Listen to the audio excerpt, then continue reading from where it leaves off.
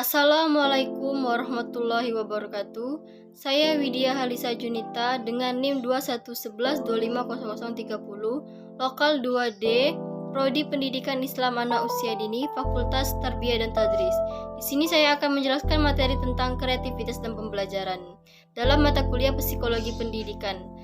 Dosen pengampu Deni Febrini, SAG MPD. Pengertian kreativitas.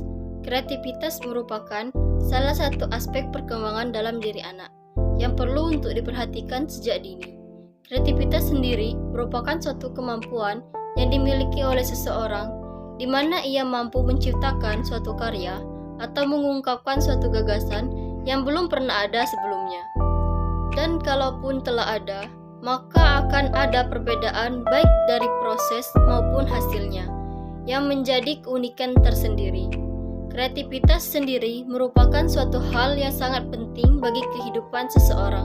Menurut teori hierarki kebutuhan dari Abraham Maslow, setiap individu perlu untuk mengaktualisasikan diri mereka, salah satunya melalui perkembangan kreativitas.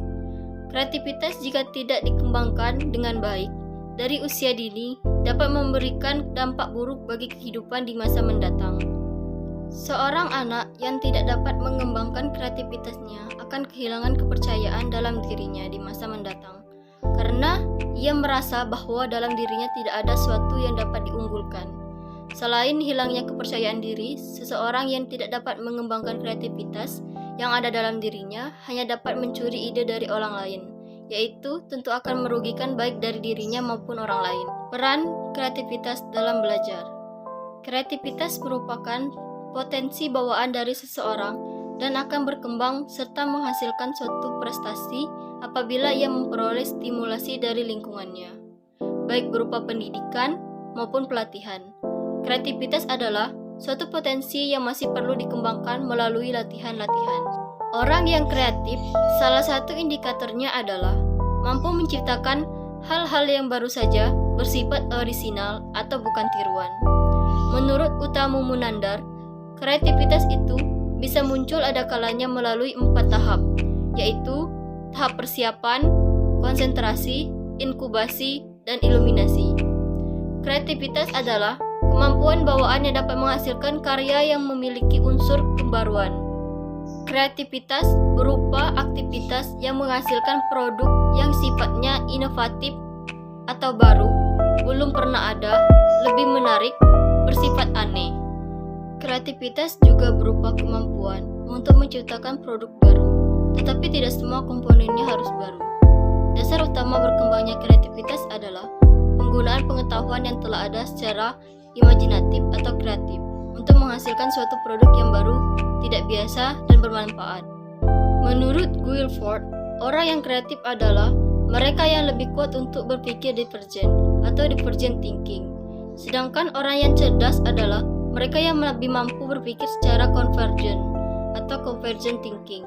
Berpikir divergent adalah cara berpikir dari suatu hal ke berbagai hal, sedangkan berpikir convergent adalah cara berpikir dari berbagai hal ke satu hal. Misalnya orang yang kreatif ketika ia mendapatkan suatu kesulitan atau komputernya bermasalah, maka ia akan dapat menemukan berbagai cara untuk mengatasinya. Bagi orang yang cerdas, ketika mendapat kesulitan, ia cenderung sulit menemukan ide-ide baru, tetapi ia mudah mengambil kesimpulan yang tepat dari berbagai referensi atau pengalaman yang mereka miliki. Pembelajaran kreatif anak usia dini, belajar adalah merupakan suatu proses yang sangat kompleks yang terjadi pada semua orang, yang berlangsung seumur hidup, sejak lahir sampai liang lahat. Belajar merupakan proses persentuhan seseorang dengan kehidupan itu sendiri. Dari proses ini, seseorang akan memperoleh pengetahuan, pengalaman, dan keterampilan. Juga, seseorang akan mendapatkan kebijakan, yaitu suatu adonan yang serasi antara kecerdasan, akal, kecerdasan emosional, dan kecerdasan spiritual. Pengetahuan, pengalaman, keterampilan, dan kebijakan sangat berguna bagi seseorang untuk kelangsungan hidupnya. Hamdayama menyebutkan bahwa model pembelajaran kreatif adalah identik dengan pembelajaran yang dilaksanakan secara terpadu, yaitu sebuah pendekatan pembelajaran yang memberikan pengalaman mendalam kepada anak. pembelajaran ini secara efektif menciptakan kesempatan yang luas pada anak-anak untuk melihat dan membangun konsep yang saling berkaitan. Pembelajaran kreatif adalah cara pendidik mengajar dan memberikan kesempatan kepada peserta didik untuk memilih cara sendiri dalam belajar dan bertanya. Secara khusus, Zulkifli menuliskan bahwa model pembelajaran kreatif produktif ialah model pembelajaran yang dapat merangsang anak untuk lancar dan luwes dalam berpikir, mampu melihat suatu masalah dari berbagai sudut pandang, dan mampu melahirkan banyak gagasan yang sangat menarik selama pembelajaran yang disertai usaha-usaha yang dapat menciptakan suasana yang bermakna. Tahapan-tahapan berkembangnya kreativitas seseorang. Kreativitas tidak muncul secara tiba-tiba begitu saja, tetapi ada kalanya melalui suatu proses. Berkaitan dengan hal itu, Utami Munandar mengemukakan proses tumbuhnya kreativitas ada kalanya melalui tahapan berikut ini.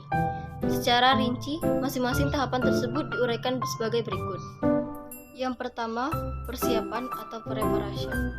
Tahap persiapan atau preparation saat seseorang menemui kesulitan mempersiapkan diri untuk berusaha mengatasi masalah yang dihadapi.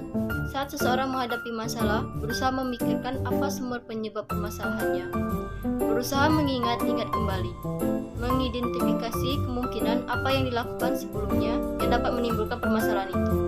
Yang kedua adalah konsentrasi atau concentration.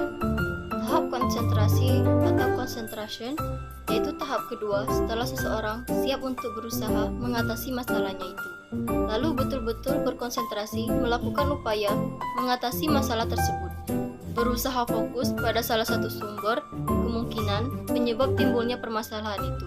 Sungguhnya pun demikian, ternyata tidak membuahkan hasil untuk dapat mengatasi permasalahan itu.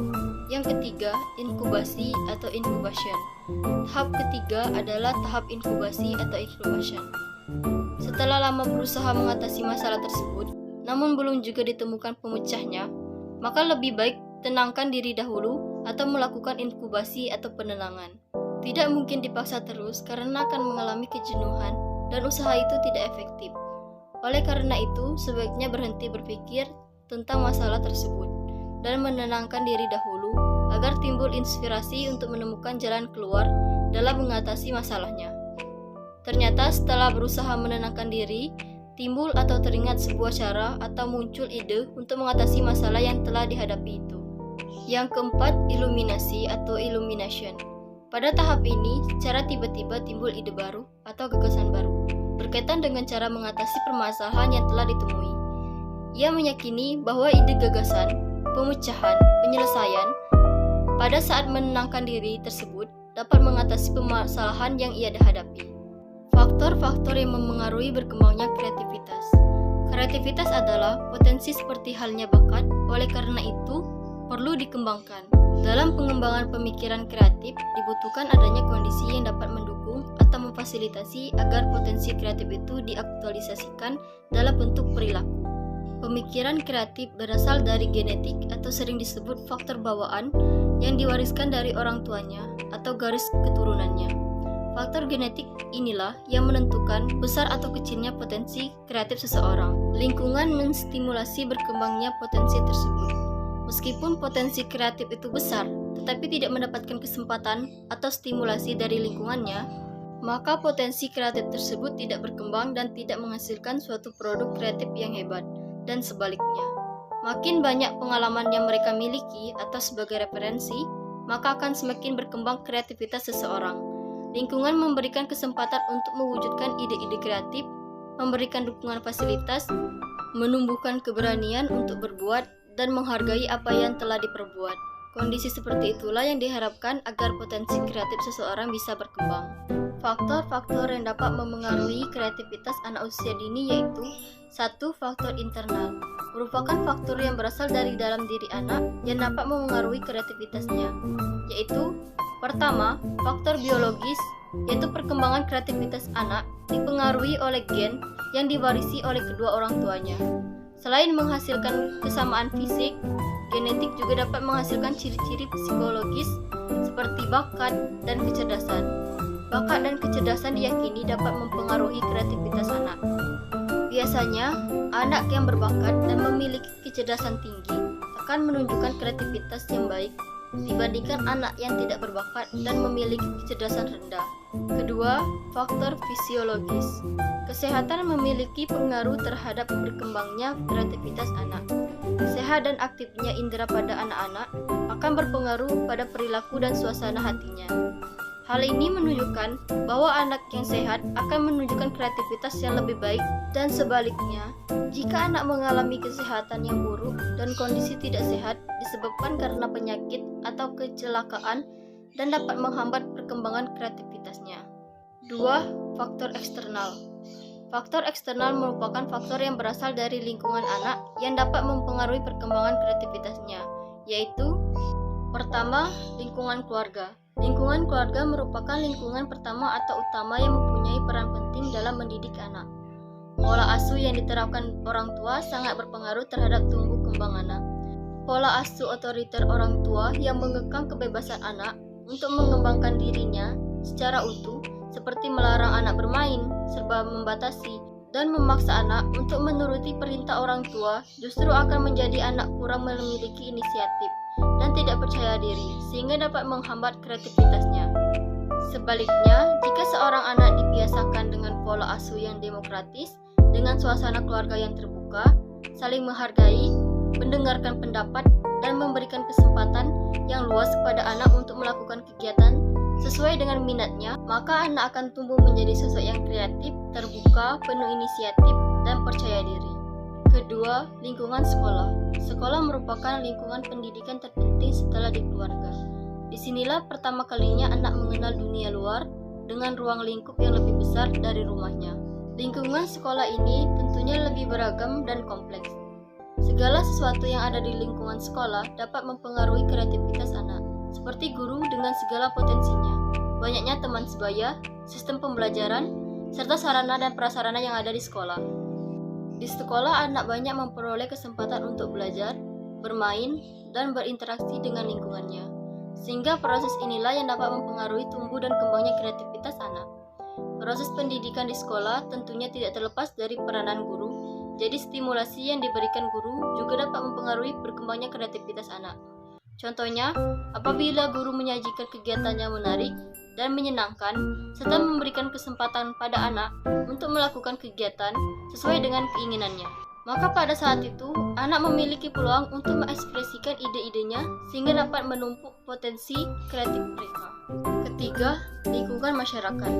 Faktor budaya, kebiasaan, agama, dan keadaan demografi yang dapat pada suatu masyarakat diakui atau tidak memiliki pengaruh dalam perkembangan kreativitas anak. Misalnya, anak yang tinggal di kota, perkembangan kreativitasnya akan berbeda dengan anak yang tinggal di desa. Landasan pembelajaran. Pelajaran kondisikan agar mampu mendorong kreativitas anak secara keseluruhan, membuat siswa aktif mencapai tujuan pembelajaran secara efektif dan berlangsung dalam kondisi menyenangkan. Oleh sebab itu, setiap pelajar harus meyakinkan bahwa 1. Belajar adalah sangat penting dan sangat menyenangkan. 2. Anak patut dihargai dan disayangi sebagai pribadi yang unik. 3. Anak hendaknya menjadi pelajar yang aktif. Mereka perlu didorong untuk membawa pengalaman, gagasan, minat mereka di kelas. Mereka dimungkinkan untuk membicarakan bersama dengan guru, tujuan bekerja atau belajar setiap hari, dan perlu diberikan otonomi dalam menemukan bagaimana tercapainya tujuan pembelajaran tersebut.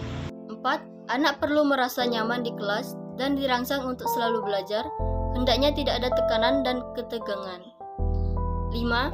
Anak harus mempunyai rasa memiliki dan kebanggaan di dalam kelas. Hal ini dapat dilakukan misalnya dengan memajang hasil karya mereka di kelas. Mereka perlu dilibatkan dalam merancang kegiatan belajar dan boleh membawa bahan-bahan dari rumah. 6. Anak perlu merasa bebas untuk mendiskusikan masalah secara terbuka, baik dengan guru maupun dengan teman sebayanya. Ruang kelas adalah milik mereka dan mereka berbagi tanggung jawab untuk mengaturnya. Pembelajaran efektif hanya mungkin terjadi jika didukung oleh guru yang efektif. Pakar pendidikan Gilbert Hort menyebutkan ada 7 kriteria yang harus dimiliki oleh seorang guru agar pembelajaran efektif, yaitu 1. Guru harus memiliki sifat antusias, memberi rangsangan, mendorong siswa untuk maju, hangat, berorientasi kepada tugas dan pekerja keras, toleran, sopan dan bijaksana, dan dapat dipercaya, fleksibel, dan mudah menyesuaikan diri, demokratis, penuh harapan bagi siswa, bertanggung jawab terhadap kegiatan belajar.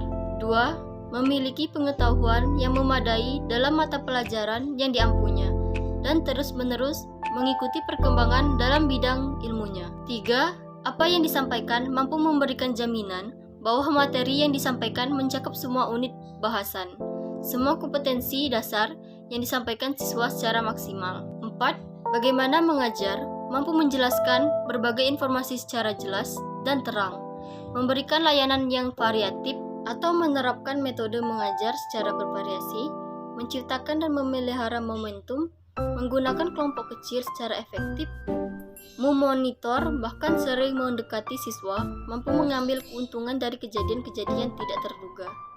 5. Mampu memberi harapan kepada siswa, mampu membuat siswa akuntabel dan mendorong partisipasi orang tua dalam memajukan kemampuan akademik siswanya. 6.